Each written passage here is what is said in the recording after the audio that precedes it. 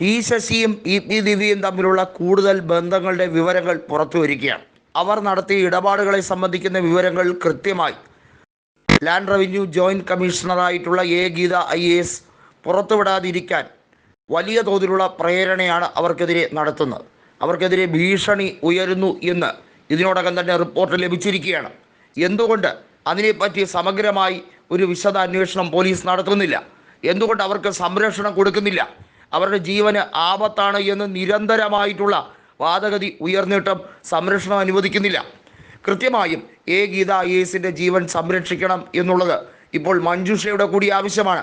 സത്യം പുറത്തു വരേണ്ടത് അത്യന്തം ആവശ്യമുള്ള ഒരു കാര്യമാണ്. കാരണം പി ദിവ്യ ജാമ്യം നേടിയെടുത്തത് പോലും നവീൻ ബാബുവിൻ്റെ വ്യക്തിപരമായിട്ടുള്ള ട്രാക്ക് റെക്കോർഡിനെ ചോദ്യം ചെയ്തുകൊണ്ടാണ്. അദ്ദേഹത്തിനെ അഴിമതിക്കാരനായി ചിത്രീകരിക്കാൻ കൃത്യമായി പി ദിവ്യയും അരുൺ കെ വിജയൻ എന്ന ജില്ലാ കളക്ടറും വലിയ ഗൂഢശ്രമമാണ് നടത്തിയിരിക്കുന്നത്. ആ ഗൂഢാലോചന ഉൾപ്പെടെ പുറത്തു വരും. ഗീത IASന്റെ റിപ്പോർട്ട് കൂടി പരിശോധിച്ചാൽ അരുൺ കെ വിജയൻ്റെ സകലമാന കള്ളക്കളികളും പുറത്താകും. ഒരുപക്ഷെ അരുൺ കെ വിജയൻ വലിയ തോതിൽ കുറ്റവാളിയാകുന്ന സാഹചര്യത്തിലേക്ക് കാര്യങ്ങൾ പോകുന്ന അത്രയും പ്രഹരശേഷിയുള്ള റിപ്പോർട്ടാണ് ഗീതയുടെ കൈവശം ഉള്ളത്. അതെങ്ങനെയും പോലീസ് പൂഴ്ത്തിവെക്കാൻ, അതല്ലെങ്കിൽ അന്വേഷണ സംഘം പൂഴ്ത്തിവെക്കാനുള്ള ശ്രമമാണോ നടക്കുന്നത് എന്നുള്ളത് വലിയ ചോദ്യമായി അവിടെ അവശേഷിക്കുകയാണ്. മറ്റൊരു കാര്യം, ഗീതയെ കൊടുക്കാൻ മാഫിയ സംഘങ്ങൾ വലിയ രീതിയിലുള്ള ശ്രമങ്ങൾ നടത്തിയിരുന്നു. അതുമായി ബന്ധപ്പെട്ട റിപ്പോർട്ടും കൃത്യമായി ഇപ്പോൾ പുറത്തുവിടാൻ പറ്റാത്തൊരവസ്ഥയിൽ നിൽക്കുകയാണ്. കാരണം അവരുടെ ക്രെഡിബിലിറ്റിയെ തന്നെ ചോദ്യം ചെയ്യുന്ന സാഹചര്യം ഉണ്ടാക്കിയെടുക്കലാണ് ഇപ്പോൾ പ്രധാന പണി. ഇതിനകത്ത് വലിയ ഒരു സംഘം തന്നെ പ്രവർത്തിക്കുകയാണ്. കാരണം പ്രശാന്തിനെയും അതുപോലെ തന്നെ ദിവ്യയുമൊക്കെ രക്ഷിച്ചെടുക്കേണ്ട ബാധ്യത ഇപ്പോൾ അവിടുത്തെ ലോബിക്ക് നിക്ഷിപ്തമായി മാറിക്കഴിഞ്ഞിരിക്കുന്നു.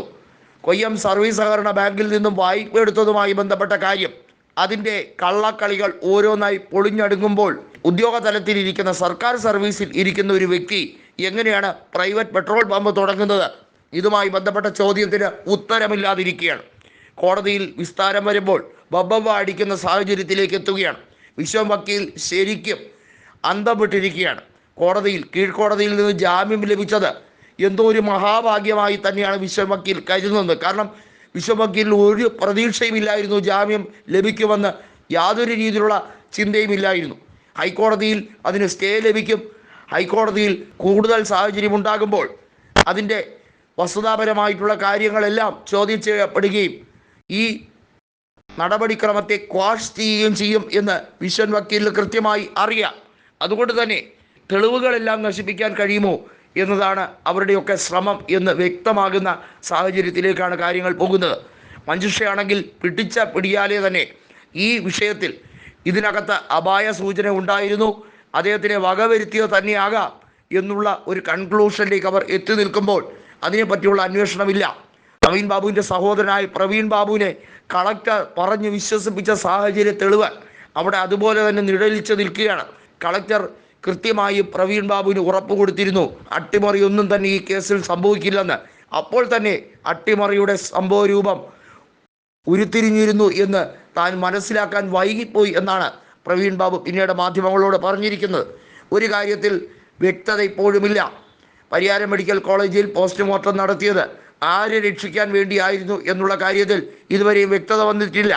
സെല്ലുലാർ ലിഫ്റ്റിങ്ങുമായി ബന്ധപ്പെട്ട കാര്യം അവിടെ നടത്തിയിട്ടില്ല. അത് ആത്മഹത്യയാണോ കൊലപാതകമാണോ എന്ന് വ്യക്തമായി ശാസ്ത്രീയമായി തെളിയിക്കുന്ന ഒരു സാങ്കേതിക വിദ്യയാണ് സെല്ലുലാർ ലിഫ്റ്റിംഗ്. ആ ലിഫ്റ്റിങ്ങുമായി ബന്ധപ്പെട്ട കാര്യത്തിൽ വ്യക്തത വരുത്താത്തിടത്തോളം കാലം ഈ നവീൻ ബാബുവിൻ്റെ മരണവുമായി ബന്ധപ്പെട്ട കാര്യത്തിൽ പുകമറ സൃഷ്ടിച്ചുകൊണ്ടേയിരിക്കും.